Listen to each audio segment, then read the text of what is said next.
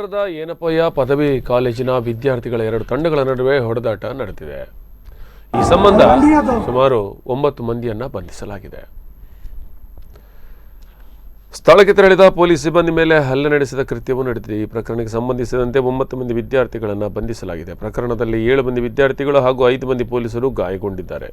ಬಂಧಿತ ಆರೋಪಿಗಳನ್ನು ಆದಿತ್ಯ ಕೆಂಜನ್ಸನ್, ಮಹಮ್ಮದ್, ಅಬ್ದುಲ್ ಶಾಹೀದ್, ವಿಮಲ್, ಫಹಾದ್, ಅಬು ತಹರ್, ಮೊಹಮ್ಮದ್ ನಾಸಿಫ್, ಆದರ್ಶ ಎಂದು ಗುರುತಿಸಲಾಗಿದೆ. ಎರಡು ಘಟನೆಗೆ ಸಂಬಂಧಿಸಿ ಒಟ್ಟು 19 ಮಂದಿ ವಿರುದ್ಧ ಪ್ರಕರಣ ದಾಖಲಾಗಿದೆ.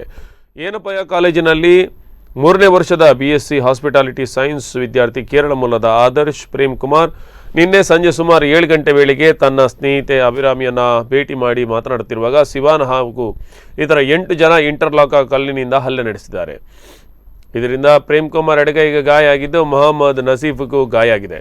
ಗಲಾಟೆ ಬಿಡಿಸಲು ಬಂದಿದ್ದ ಅವರ ಸ್ನೇಹಿತರಾದ ಅದೇ ಹಾಸ್ಟೆಲ್ನ ಶವೀನ್ ಹಾಗೂ ಶ್ರವಣರಿಗೆ ಜೀವ ಬೆದರಿಕೆ ಒಡ್ಡಿರುವುದಾಗಿ ಆದರ್ಶ್ ದೂರು ನೀಡಿದ್ದಾರೆ.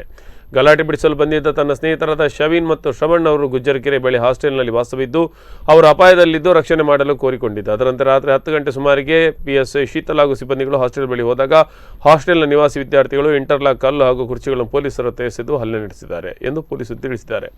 2 ಪ್ರತ್ಯೇಕ ಪ್ರಕರಣಗಳು ದಾಖಲಾಗಿದ್ದು ತನಿಖೆ ಮುಂದುವರಿದಿದೆ. ಪ್ರಸಕ್ತ ಪರಿಸ್ಥಿತಿ ಶಾಂತವಾಗಿದೆ ಎಂದು ಘಟನಾ ಸ್ಥಳಕ್ಕೆ ಭೇಟಿ ನೀಡಿರುವ ಪೊಲೀಸ್ ಆಯುಕ್ತ ಎನ್ ಶಶಿಕುಮಾರ್ ತಿಳಿಸಿದ್ದಾರೆ.